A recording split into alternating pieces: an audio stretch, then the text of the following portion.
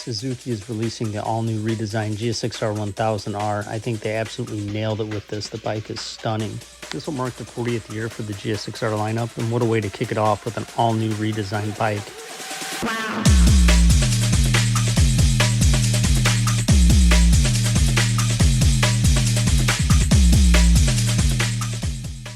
So what do you think? Did Suzuki hit the mark with this bike or not? Let me know in the comment section.